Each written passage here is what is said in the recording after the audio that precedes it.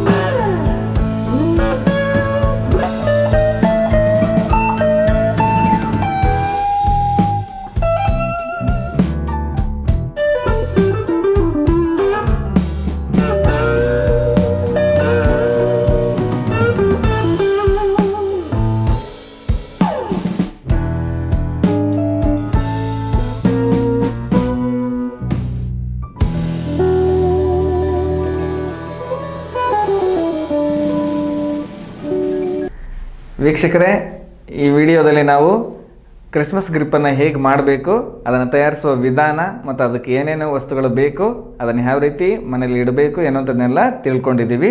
ಈ ವಿಡಿಯೋ ನೀವು ನೋಡಿದ್ದೀರಾ, ನಿಮಗೆ ಇಷ್ಟ ಆಗಿದೆ ಅಂತ ಅಂದ್ಕೊಂಡಿದ್ದೀನಿ. ನಿಮಗೆ ಇಷ್ಟ ಆಗಿದ್ದರೆ ಈ ವಿಡಿಯೋವನ್ನು ಶೇರ್ ಮಾಡಿ, ಲೈಕ್ ಮಾಡಿ.